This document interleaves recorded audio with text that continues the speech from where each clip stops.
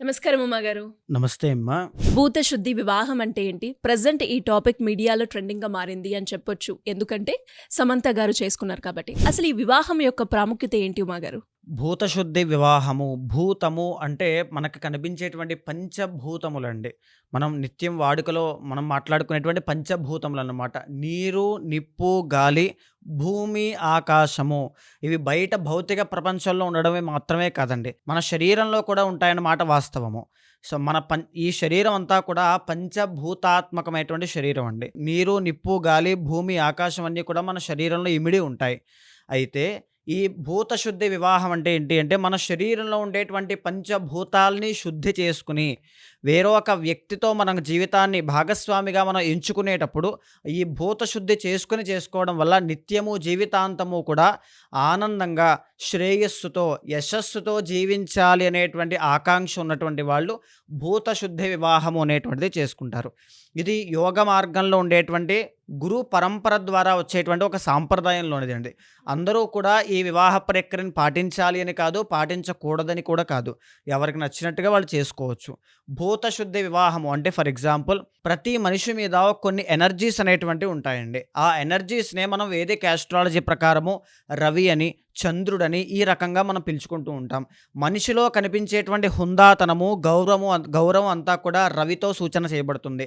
మనస్సు అంతా కూడా, మనస్సుకు సంబంధించిన ఎనర్జీ అంతా కూడా చంద్రుడితో సూచన చేయబడుతుంది. ఆ మనిషి యొక్క శారీరక ఆరోగ్యం అంతా కూడా కుజుడితో ఇండికేట్ చేయబడుతుంది. ఆ మనిషి యొక్క మేధాశక్తి అంతా కూడా బుధుడితో ఇండికేట్ చేయబడుతుంది. ఆ మనిషి యొక్క జ్ఞానము, విద్య అంతా కూడా గురుడితో ఇండికేట్ చేయబడుతుంది. ఆ మనిషి యొక్క సుఖము, ఆ మనిషిలో ఉండేటువంటి హార్మోన్స్ అన్నీ కూడా శుక్రుడితో ఇండికేట్ చేయబడతాయి. ఆ మనిషి పడేటువంటి కష్టం అంతా కూడా శనితో ఇండికేట్ చేయబడుతుంది. ఆ మనిషికి ఉండేటువంటి చెడ్డ గుణాలన్నీ కూడా రాహుతో ఇండికేట్ చేయబడతాయి.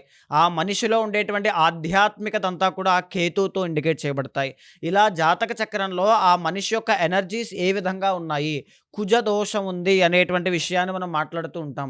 కుజ దోషము అంటే ఏంటి అంటే, ఆ మనిషికి అంటే అది విమెన్ ఆర్ మెన్ ఎవరైనా సరే ఉండేటువంటి ఎనర్జీస్‌లో కొన్ని ఉండేటువంటి లోపాలన్నమాట.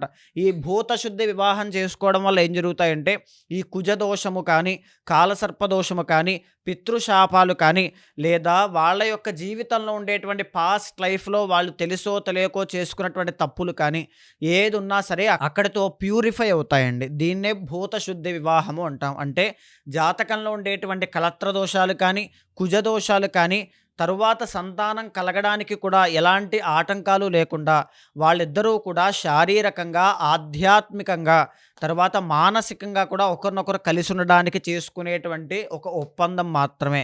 మన యొక్క సనాతన ధర్మంలో ఏది చేసినా సరే అది ప్రకృతి యొక్క ధర్మంలో, ప్రకృతి ధర్మంగానే ముందుకు వెళ్తుందండి. అగ్ని సాక్షిగా వివాహం ఆడారు అంటారు. అగ్ని అనేటువంటిది ఫిజికల్ ఫామ్ కాదండి. అగ్ని అనేటువంటిది మనం మానసికంగా ఒక ఫీల్ అయ్యేటువంటి ఒక ధర్మం అన్నమాట. అలానే భూత శుద్ధి అంటే మనలో ఉండేటువంటి పంచభూతాలని శుద్ధి చేసుకోవడం, నిష్కల్మషంగా, నిస్వార్థంగా ఆ ఉండేటువంటి క్రతువులో ఆ మనిషిని ఇష్టపడుతూ జీవితాంతము కలిసి ఉంటాననేటువంటి ఒప్పందమే భూత శుద్ధి వివాహం అమ్మ. ఈ మ్యారేజ్ చేసుకోవడం వల్ల ఎలాంటి ప్రయోజనాలుంటాయి ఉమాగారు? ఈ మ్యారేజ్ చేసుకోవడం వల్ల పలానా ప్రయోజనాలుంటాయి. ఈ పెళ్లి చేసుకోగానే మొత్తం మిరాకిల్ జరిగి ఇద్దరికీ కూడా కోట్ల సంపదలొస్తాయన్న మాట కాదండి. ఈ భూతశుద్ధి వివాహం చేసుకోవడం వల్ల ఏంటి అంటే, ఆధ్యాత్మికంగా డీప్ రూట్స్ అనేటువంటివి ధర్మం మీద ఉన్నటువంటి వాళ్ళకి ఆ విషయం మీద ఒక అవగాహన అనేటువంటిది కనబడుతూ ఉంటుంది. సో, ఒక అగ్ని సాక్షిగా వివాహం చేసుకున్నప్పుడు కానీ, ఒక మనిషిని పరిపూర్ణంగా, మనస్ఫూర్తిగా ఇష్టపడుతూ, అతనిలో ఉండేటువంటి తప్పొప్పుల్ని నేను అంగీకరిస్తాను, నా ఉన్నటువంటి తప్పొప్పుల్ని ఆయన అంగీకరిస్తాడు.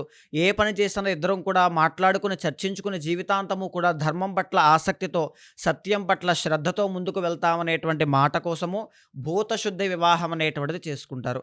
ఈ భూతశుద్ధి వివాహం చేసుకున్న తర్వాత వాళ్ళకు ఉండేటువంటి గత జన్మలో చేసుకున్నటువంటి పాపములు కానీ, లేకపోతే పాస్ట్ లైఫ్‌లో ఎప్పుడో తెలుసో తెలియకో ప్రత్యక్షంగా కానీ, పరోక్షంగా కానీ చేసుకున్నటువంటి పాపములు కానీ, కర్మలు కానీ ఏమైనా ఉంటే ఫర్దర్ వాళ్ళ లైఫ్‌లో అవి డిస్టర్బెన్సెస్‌గా కానీ, అవరోధములుగా కానీ, ఆటంకములుగా కానీ వాళ్ళకి ఎదురవ్వకుండా, వాళ్ళ యొక్క బంధం ఎక్కడా కూడా విడిపోకుండా స్ట్రాంగ్‌గా ఉండడానికి భూతశుద్ధి వివాహం అనేటువంటిది పనిచేస్తుందమ్మా. సో, ఇది ఎప్పటినుంచో యోగ సాంప్రదాయంలో అనాదిగా చేసుకునేటువంటి అరుదైనటువంటి క్రతువండి. అందరూ కూడా చేసుకోవాలని కాదు. చాలామంది దీంట్లో భాగంగానే అంతర్లీనంగానే మనం చేసుకునే వివాహంలో అగ్నిహోత్రం కానీ, ఇలాంటివన్నీ కూడా చాలా ఇమిడి ఉంటాయి.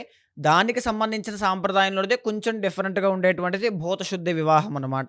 సో, ఇది ప్రముఖ నటి అయినటువంటి సమంత గారు చేసుకోవడం వల్ల అఫీషియల్‌గా బయటికి చెప్పడం వల్ల ఇప్పుడు అందరికీ తెలిసింది గానీ, ఎప్పటినుంచో అనాదిగా వచ్చేటువంటిది, చాలా ఆశ్రమాల్లో చేసుకునేటువంటిది, యోగ సాంప్రదాయాన్ని వాళ్ళ జీవన విధానంలో అనుసరించేటువంటి వాళ్ళు ముఖ్యంగా ఈ భూతశుద్ధి వివాహం అనేటువంటిది చేసుకుంటూ ఉంటారమ్మా.